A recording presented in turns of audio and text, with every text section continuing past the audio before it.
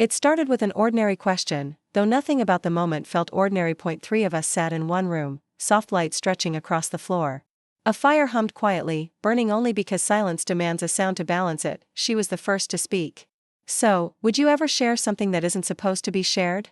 The kind of question that's not really a question at all, more like a key left on a table, waiting to see who picks it up. I laughed to disarm the weight of it, but her eyes didn't move from mine. You mean like, an idea? I asked, playing safe. She shook her head. No. A someone. The air suddenly grew tighter. He sat across from us, pretending not to listen, but we both felt the shift. She was always direct like that, curious, fearless, unashamed of her own honesty. I'd liked that about her once. Maybe still did. He reached for his drink, trying not to look up. You're making her uncomfortable, he said softly. No, I murmured, I'm just wondering why. She asked. She smiled, small and knowing. Because I think you'd understand. Before I could answer, a breeze rolled through the partially open window, flickering the flame in the fireplace. The light wavered against the walls, catching pieces of all three faces, hesitant, patient, unreadable. It hadn't started as something complicated. We'd known each other for years through work, through those long evenings of shared projects that slowly become shared stories. They were together long before I met them, the kind of couple other people call steady. But steadiness means different things to different people. Sometimes it means comfort. Sometimes it means surrender. He and I had always gotten along easily, too easily, she once joked. That night hadn't been planned. They'd invited me for dinner, conversation, laughter, maybe a drink too many. Halfway through dessert, she'd said it again, you two make such a strange balance. I laughed because I didn't know what else to do. He didn't laugh at all now. Hours later, that same line felt less like an observation and more like a challenge. He leaned back into his chair, testing the air with his silence. She folded one leg under herself, curling like someone who'd already decided to wait for an answer. I looked between them. This seems like something you should talk about together, not with me. That's exactly why we're talking about it with you, she said simply. Her logic was sound in an unsettling way. He sighed, rubbing his temples. You're turning this into something philosophical again. It already is, she replied. He looked at me, an unspoken apology forming in his expression. Don't mind her. She gets ideas from whatever book's leaning next to her glass of wine.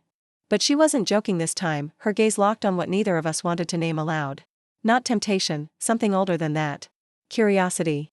Recognition. The question lingered there between us like heat long after a flame has gone out. You knew she'd ask, I said finally. He gave a short, dry laugh. She asks about everything. But this one feels important. She smiled again, tired but sincere. Maybe I'm just trying to see what kind of truth makes people flinch. I thought of saying something clever, something dismissive, but the weight of the room pushed against the instinct.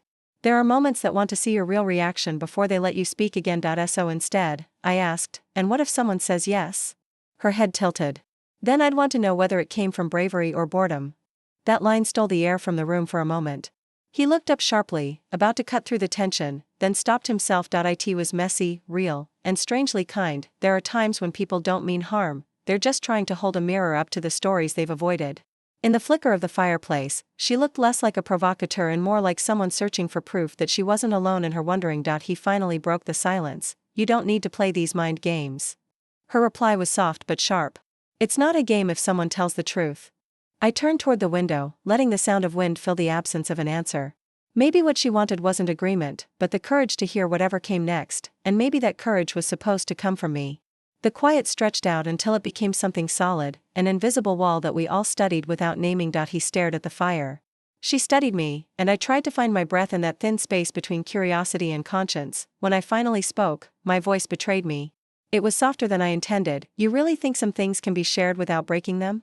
Her expression didn't shift. Depends on whether they were already breaking. Somewhere in that answer was a kind of honesty I wasn't ready for. It wasn't jealousy she carried. It was a question about connection, about wonder, about years spent beside someone who'd stopped surprising her. He leaned forward, elbows on knees, eyes on his hands. You two should stop talking like I'm not here. You're here, she said, steady. That's the point. He exhaled as though the sentence cost him something. Careful, you'll make her think I'm the prize. I shook my head. I think you're the question. That drew a slight laugh from both of them, though it wasn't humor, it was exhaustion laced with truth. Time moved strangely after that.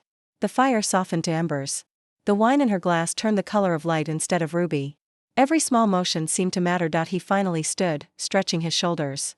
So, which of us answers first? I frowned. Answers what? The question she asked. His gaze moved between us, patient, protective, unsettled. She looked at me, not him. I asked if you'd share. It wasn't confrontation. It was an offering, a gentle dare to see where honesty lived, but I wasn't sure whose honesty she wanted more. His or mine. That he stepped closer to the hearth, rubbing a finger through the film of ash on the edge of brick. You know, he said quietly, some choices don't belong to logic. I waited, unwilling to help him find the next word. He looked at me then. The kind of look that doesn't ask for an answer out loud because both of you already know it. She watched the exchange like someone witnessing the end of a question answered only in silence. Then she stood too, and said something I'll remember whenever quiet rooms start to hum. Then be the one who chooses. It wasn't permission. It was release. The decision he made wasn't dramatic. He moved, slow and deliberate, like someone walking through water. It wasn't about choosing between people. It was about choosing to stay honest inside a moment that could easily turn false. He took my hand, not to claim, not to promise, but simply to acknowledge a truth all three of us already sensed. That connection is sometimes a circle, not a line. We stayed like that for a long time, the three of us suspended inside a fragile piece that required nothing except presence. No one tried to rename it. No one rushed away. When the fire collapsed into soft gray heat, she broke the silence again. There, she said. Now we've all chosen something. Her expression wasn't hurt. It was lighter, relieved almost, as if she'd been chasing the edge of a thought for years and had finally reached it. He released my hand before she saw, though she already had. He turned toward her, his voice lower, calmer. You always wanted truth more than comfort. And you? She asked. I wanted proof we could still tell the difference. That line landed gently and then dissolved.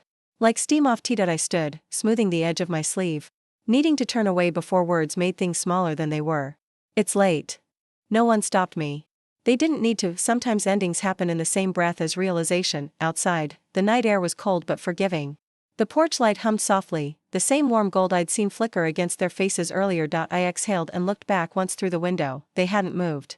She was refilling both glasses, his hand resting on the table edge. Two silhouettes learning what honesty feels like when the world is quiet enough to hear it. I smiled faintly.